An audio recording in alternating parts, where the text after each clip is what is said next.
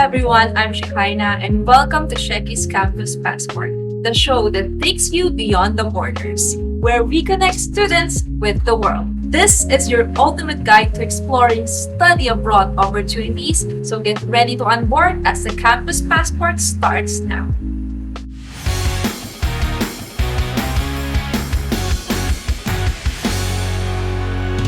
Hello everyone! Welcome to another episode of our Sheki's Campus Passport where we are featuring our different partner institutions from our study destinations. If you are an international student aspirant, be sure to tune in because we will be sharing some important insights and knowledge regarding your study destination. So be sure, tune in ha!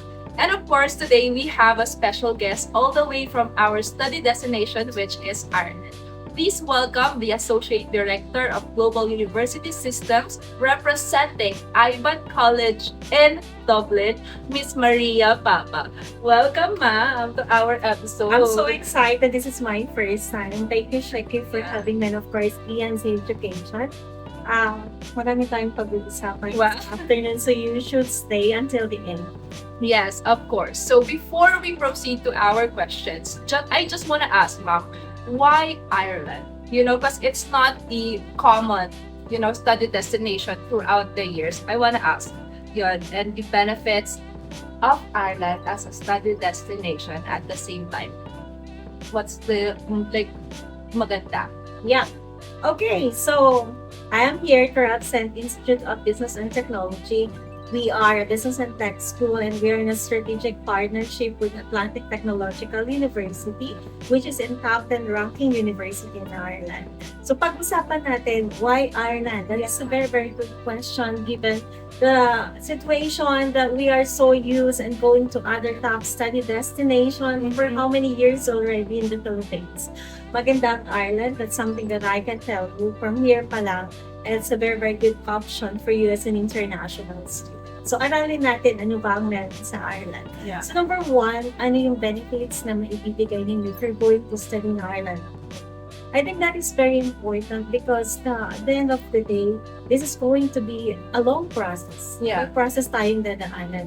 So, before we decide, kailangan muna natin aralin ano ba ang maibibigay ng Ireland sa inyo as a study destination. Na kung i-compare natin sa other country, masasabi natin na, why not Ireland?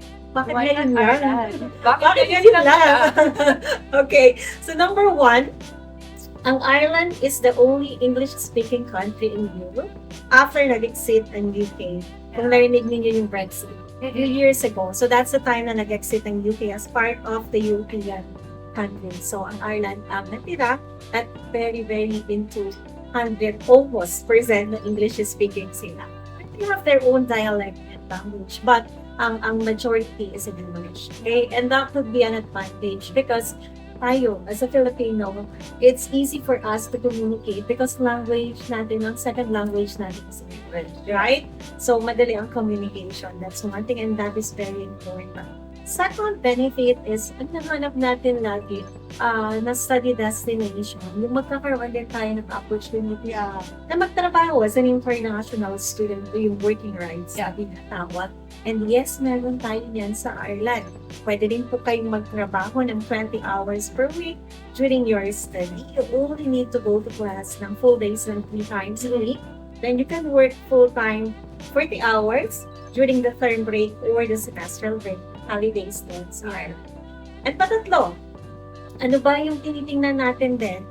Yung post-study work permit. Importante yun. Kasi pag nag-aral tayo, if you want to stay back in the country after the study to gain international experience through the post-study work permit, then definitely you can have that in Ireland. So, depends on the program na i-apply ninyo. Yeah. It could be 1 year, it could be 2 years. Okay, so kung bachelor's ang matatapos natin, ang bachelor honors na level 8 sa Ireland, then that's 1 year ang post-study eligibility. And then kung master's, 2 years ang ating post-study work permit. So, maganda dito, Sheki, is they can extend the study time up to 7 years. Diba? Okay, so kung after ng bachelor, they still want to continue to the master or kung nag-start sila sa foundation, yung mga K-12 natin, up to 7 years. Mhm. Once na nakatapos na sila ng level 8, na qualification yung bachelor honors natin, may 1 year na na post-study. And again, yung master ay 2 years. Once meron na ng post-study work permit, that is extendable up to 8 years sa Ireland. So is it okay, ma'am? Let's say tapos na siya ng bachelor's, right? And then siya post study and then mag-master siya. Is that okay? Yung pathway na yun. Perfect. Kasi nga, after ng bachelor, ang extension ng study until 7 years. So, cover pa yun. Kasi ang bachelor natin sa Ireland ay 3 years lang. Ang ating master's 1 year lang. So, that will be 4 years lang. Cover pa yun ng 7 years na extension ng study. O kahit nag-foundation pa, mga K-12 natin. Kasi 1 year lang ang foundation. So, cover pa yun. And then, talking about the post-study work permit, I want to highlight na kung yan ay 1 year after the bachelor or 2 years after ng master's, pwede na nilang extend up to 8 years. Yeah.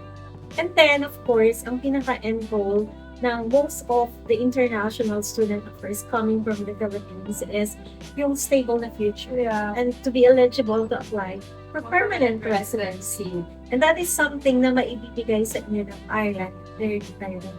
Very straightforward. Yeah. As long as qualified na kayo, then you can have that in the future. So for me, it tick all the boxes. Diba? Ako yung aspiring international student and medyo naguguluhan na ako ngayon given the restrictions, changes in other countries, then nakita ko ang opportunity sa Ireland. So, ang sagot ko, why Ireland? Then why not? Right? Yeah. And I just want to din ask about yung ma'am, specifically yung location. Yes. Yung Dublin. Okay. So, ang location ng school natin, we are in the Republic of Ireland. So, tayo ng context. Yeah. No? Meron kasing dalawang Ireland. And medyo sometimes, since ito yung first time na ini-introduce natin po actively in Ireland as a study destination, nag-confuse sila sa Belfast. Yeah. Okay. So, ang Belfast po is part of or capital ng Northern Ireland, which is still territory of the United Kingdom. If we are talking about the Republic of Ireland, ayan yung part ng European countries, wherein nandyan ang capital is the city of Dublin, ang location ng Ireland College naman. So, nandyan ang location ng school natin. And ang Dublin po is one of the oldest city na in Europe.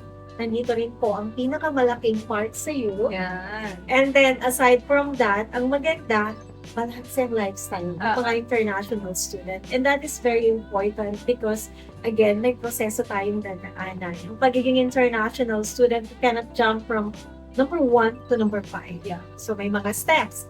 So, kung hindi magiging enjoyable yung experience mo through those time, parang it will be hard. Yeah. It will be difficult for you yung transition mo and then going to the end goal, which is if you like to become a resident of the country.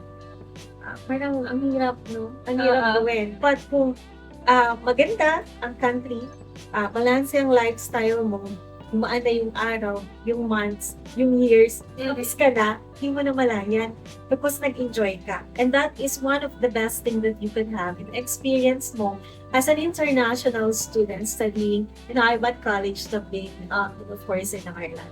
Yeah. And then, meron kasing maganda doon, parang pwedeng gawin aside from, for example, magandang nightlife. Kaya ganyan. Siyempre, party-party din, no? Hindi po pwedeng puro aral, puro trabaho. So, maraming pubs, restaurant, coffee shop. Number 1 tayo dyan. Siyempre, tayo sa shopping shopping.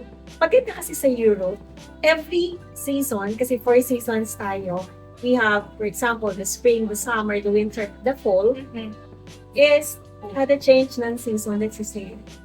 Super sale. Oh. No? Mga latest fashion trends, clothes, designs, and so on and so forth, walang tingin nila. That's why sinisale nila yan. Pagpasok ng susunod na season, panibagong styles. Yan. And you know, Europe is the fashion capital in the world. Mga main city sa Europe. Yeah? I always see it naman sa mga fashion, Correct. Magazine, and so ganyan. on. Lahat sila. Yeah. So, ayun. So, there are like a lot of benefits na when it comes to Ireland as a study destination. And Miss May is here to give all like the insights that you will need, specifically if you're still planning on which country to choose, ganyan. Yeah. By the way, we'll be going into the next part. What are the unique academic programs and courses offered at IVAT College? Okay, so yung mga programs natin, meron tayong mga bachelor programs. Again, we are a business and tech college. Ang IBAT College that we are 20 years na. We are the largest language school in Ireland and higher education provider tayo, again, in partnership with Atlantic Technological University. So yung bachelor natin, bachelor in business is level 7. We have the Bachelor of Arts Honors in Business na level 8. And then, yung tatlong programs na nanggagaling sa Atlantic Technological University, we have the Certificate and Access for Higher Education. Ito yan. Yan. That is a foundation program. So, ito yung sa mga K-12 na. Oh. Para mo sila mag-enter ng bachelor. This is only for 1 year.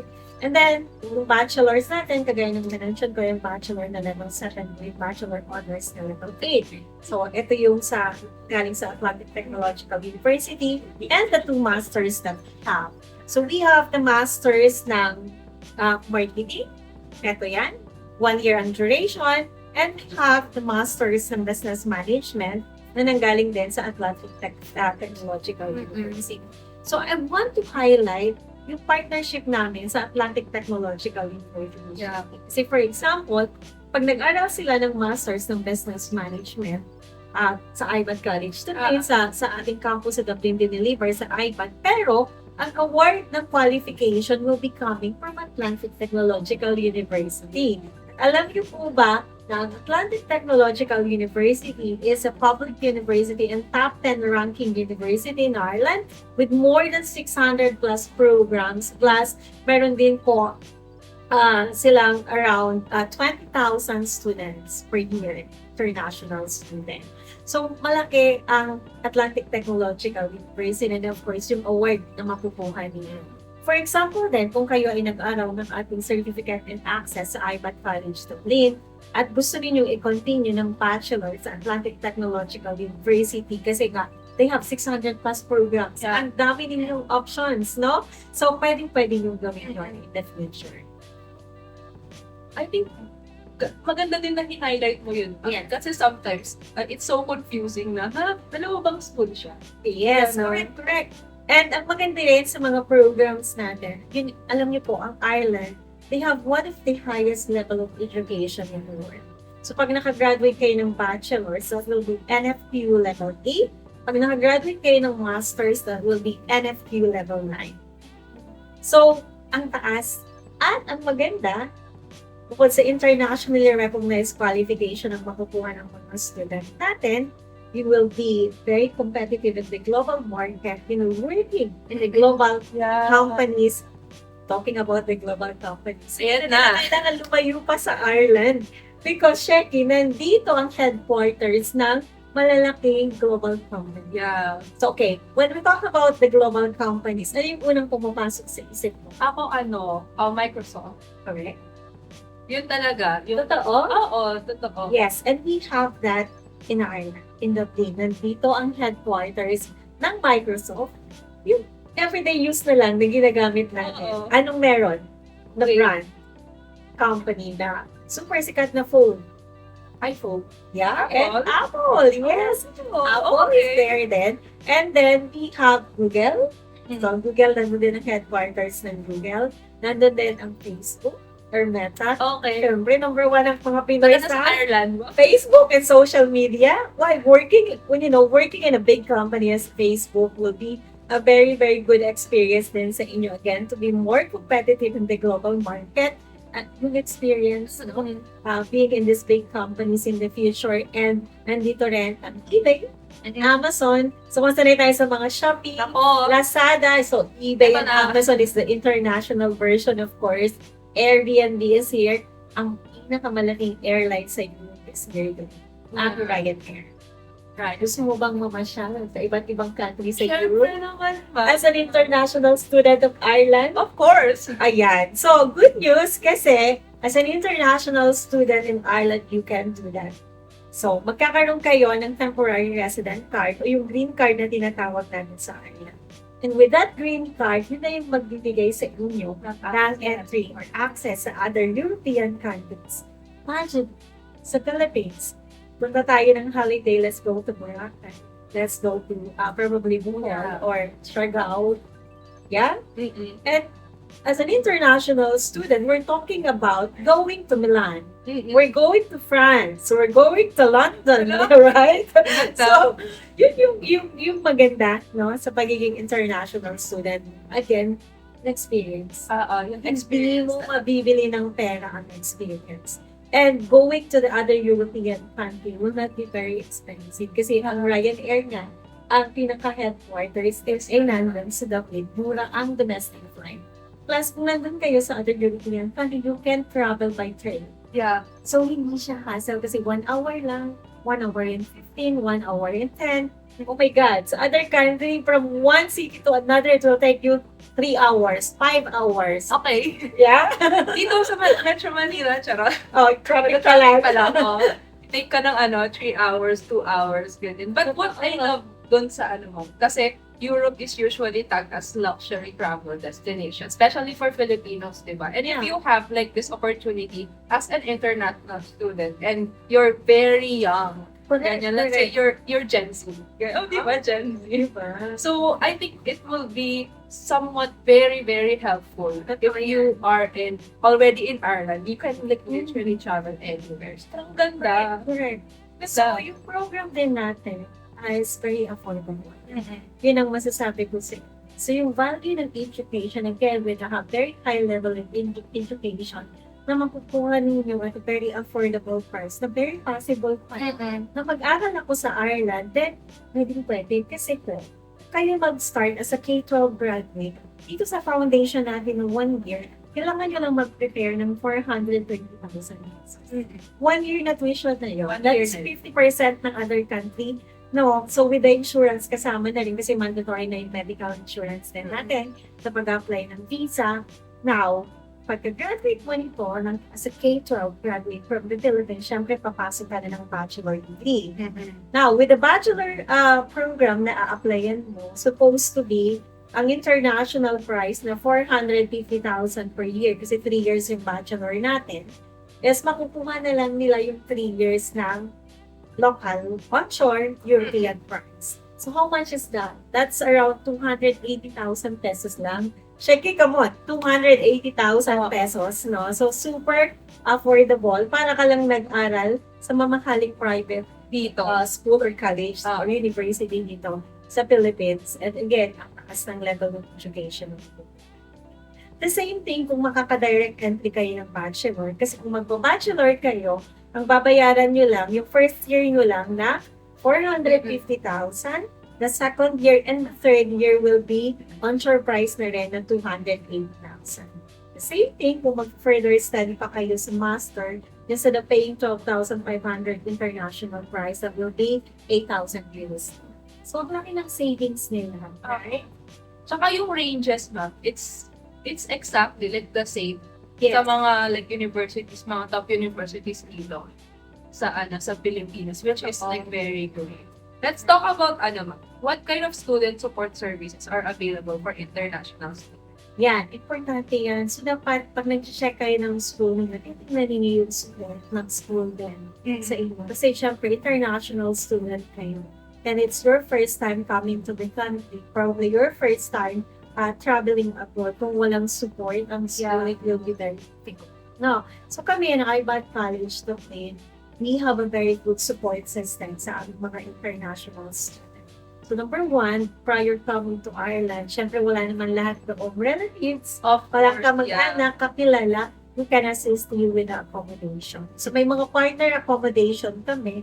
What we do is go to our website lang, and then sa student life doon, under that, makikita namin yung mga options sa ating mga partner accommodation na pwede ninyong i-book prior coming to Ireland.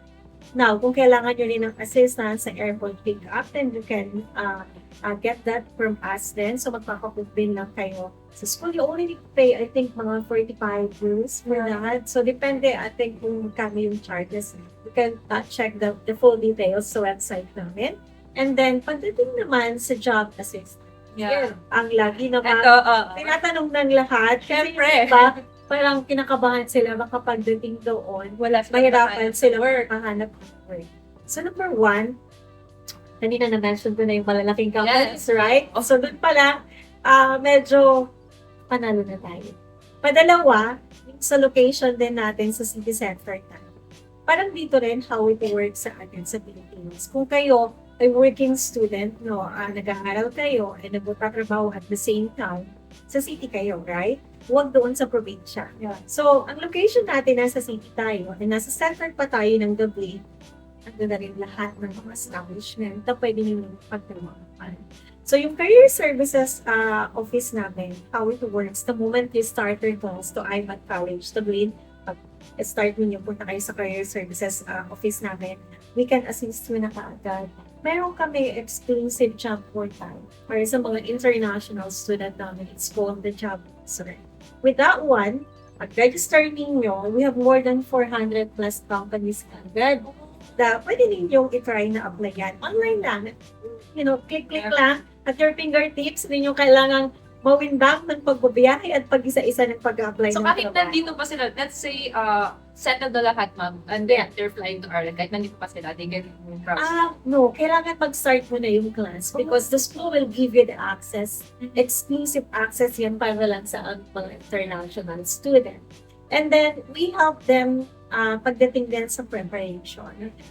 Syempre kasi nga, bago kayo dun, it will be kind of intimidating, lalo sa mga interviews. So, nagpe-prepare kami for that. So, maggagawa kami ng parang, okay, gusto mo ng practice, we do the mock interviews. So, magpa-practice namin kayo how to answer interviews. We will help you how to write a proper CV or resume na accepted sa Ireland. And we can help you then when it comes to personality development workshop. So, yan yung mga assistance na binibigay natin sa ating mga international student. Okay, for our next question, kasi ma'am, madaming nagtatanong nito. Sometimes they are like confused kung ano ba talaga yon. Paano nag-work yung work permit like in Ireland as a student? Ayan. So, magandang question yan. So, sa Ireland, after graduation, di ba kanina na-discuss ko yung post-study work permit kung nag-aral tayo ng bachelor na level 8 ng honors, that 1 year na. And then, pagdating naman sa ating masters, after ng 1 year study ng master, may 2 years na sila na post-study work permit. So, during those time na sila naka-post-study work permit na, dalawang category ng work permit ang pwede nilang makuha. Depende sa occupation. Okay? So, meron tayong tinatawag na critical skills work permit sa Ireland. From the name itself, critical skills. So, skilled yan. Skilled work, yan yung mga trabaho na kailangan ninyong i-aim or i-goal na makuha. Kasi syempre, pag skilled work, madali lahat naman. So, ganun yan. So, ang maganda, pagdating sa mga major industry, wherein doon magpo-fall ang category ng occupation sa work, sa skilled work, number 1 ang business. And we are a business school, remember? So, we are a business and tech school. So, pagka-graduate nyo ng masters namin at ng ating mga bachelor ng business, then eligible kayo to have business-related occupation, which is, again, under yan ng critical skills works are. So, yun ang maganda. And then, ang second, we have that tech, or the information tech. So, di ba, tech school din? Yeah. Yung mga business program namin is IT integrated. Yan yung ating mga subjects. So, pwede rin kayong pag-apply ng mga IT-related roles in the future. Healthcare is part of the critical skills occupation. Ang healthcare naman anywhere in the world, right? Anywhere in the world. Yes, and then engineering, and then agriculture. So, yan yung top 5 na major industry sa Ireland na pag-jump kayo sa industry na yan nakakuha ng work, then that will fall on the critical skills occupation. Now, meron pang mga specific jobs sa other industry, pero yung 5 na na-mention ko, yun lang yung major. Okay, so yan yung critical skills. Anong advantage ng critical skills? Pagka-graduate ninyo, kasi sa Ireland po, hindi pwedeng isama during sa time ng study ang spouse. And I know, kasi meron tayo very close relationship or bonding sa ating family, gusto natin sometimes sabay-sabay. Sometimes it's better na maging ready tayo. Because alam naman natin na in the future, we will be together. Yeah. Na mas maganda ang situation, mas capable kayo para supportahan ang pamilya dito. So, ang Ireland was designed for that. So, kanya-kanyang country, iba-iba tayo ng mga rules and regulation na sinusunod ko. So, hindi natin siya pwede i-compare sa other countries. Now, after graduation, at nakuha na kayo ng work under business, under critical skills work, that only need 2 years po ng work experience to be eligible for permanent residency. Wow. And when we talk about 2 years work experience, ano na tayong criteria pa? Work experience lang ang pinag-uusapan. Walang point system. So immediately, kapag naka-work na kayo, pwede na kasama ang spouse. Ang maganda rin, Sheki, no? Kapag naisama na ang spouse or ang partner, pwede din po kung hindi pa kasal, ang children ninyo, yung spouse or partner, automatic ay working visa sa Ireland. So it's worth the wait. Yeah. And the children, start ng 6 years old, not more than 18, pwede nang mag-school. So, kung pag-aral tayo sa mga public schools, then pwede tayo makasave kasi libre yung Yeah. Okay? So, general employment naman, yun yung mga work na hindi ko na-discuss or wala doon sa list. Kasi doon sa list ng critical skills, kapag gusto nyo makita lahat ng nandoon, Google nyo lang. Yun ang full list. So, yung hindi ma-mention doon, automatically will fall on the general employment. Which is, kailangan nyo lang naman doon ng 5 years na work experience to qualify for permanent residency. So, medyo matagal. Pero maganda, di ba? So, gano'ng kaganda ang pathway ng permanent residency to Ireland, whether kayo ay naka-critical or general, both magbibigay pa rin sa inyo ng pathway ng eligibility for permanent residence. Tsaka they're basing on the work experience. Correct. Ang ganda. Walang point system. Walang point. Ooh, that's so nice. Something you can consider, guys. Especially pag hindi pa kayo sure kung ano yung study destination na gusto nyo. And parang, while I was researching kasi, Ma'am May, nakita ko doon na Ireland is one of the countries na low employment rate. Yeah, correct. So, be sure na you include like Ireland on your like a list of study options. Kasi they take all the boxes when it comes to all the questions asked on what's the benefit talaga. Correct. Why you need to study there. So next question, Mami. Actually, this is the last question. I just want to ask kasi what are the basic requirements for Okay. like Ireland? Okay, so first, sa school muna tayo ng basic requirements for admission. I think that's very important. Alam din ninyo, so kung interested kayong mag-apply, kailangan nyo lang i-submit yung academic documents from high school, college, kung inabot na ng year yung K-12 natin for junior high school, senior high school, and college transcript. Kung naka-master na kayo dito sa Pilipinas, then we need, kailangan nyo rin i-provide yung master certificate ninyo, transcript. And then, of course, your passport. Huwag niyong kalimutan, no? Baka mamaya wala pa kayong passport next time. I want to go to Ireland. O now, wala pa lang passport. Hindi pa pala naka-passport appointment. Yeah, so kailangan may passport kayo. And yung English test is required dito sa Ireland, no? So, lahat ng English test, ina-accept namin. Pwede ng IELTS, pwede ng Duolingo, ng TEE, TOEFL, and other, mga English proficiency tests. But, for me, kasi ang Duolingo is a good option. So, I recommend Duolingo because cheaper siya compared sa other English tests. Para makatipid kayo, you only need to pay around $65. So, that's around 3,000 pesos lang for the Duolingo. And you can practice online for free. Very convenient kasi kahit sa bahay lang kayo mag-take ng test. Online lang yan. Pwede kayo mag-practice for free kapag ready na kayo you put the exam. Make sure lang na walang mga noises sa background kasi madi-disqualified ka na nadinig ng noises.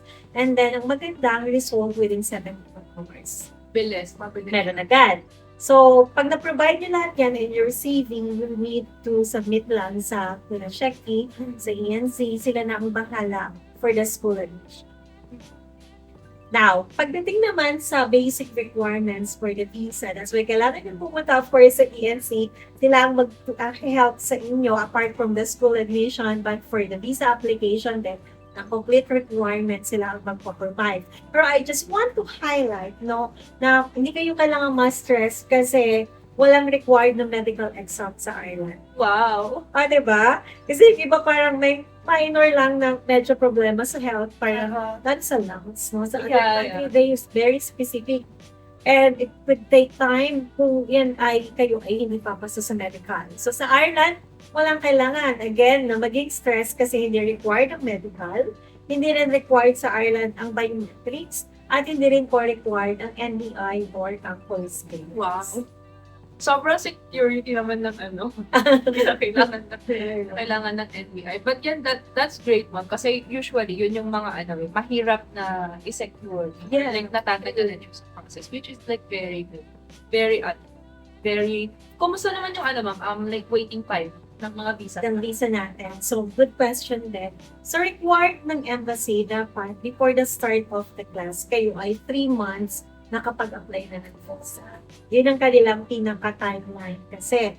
So, ayaw nilang malik kayo kasi limited din po ang intakes natin sa Ireland. So, for example, sa bachelor's natin and master's, 2 intakes lang tayo sa isang taon.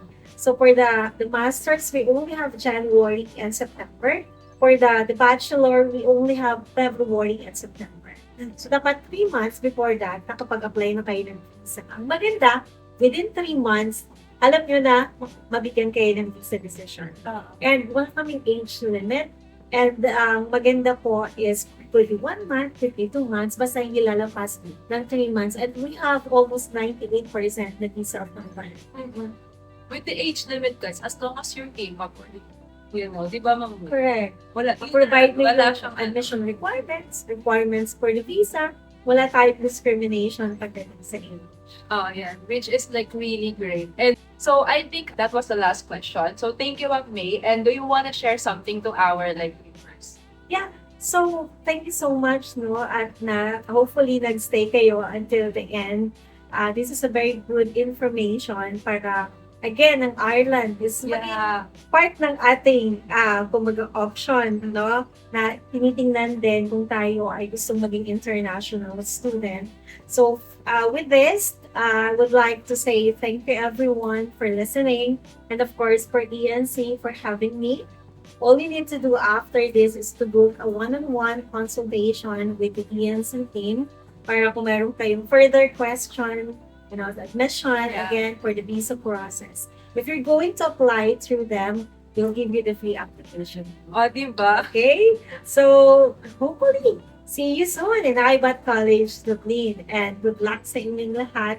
And thank you so much for your time. Yes. Thank you, Miss May, for the valuable insights about like Ireland and your institution. Ayan. Thank you everyone for tuning in and see you soon in Ireland, specifically in IBAT College. Bye! Bye! That's it for today's journey. We hope that you're feeling inspired to pack your bags and step into the adventure of a lifetime. See you on our next episodes. Bye!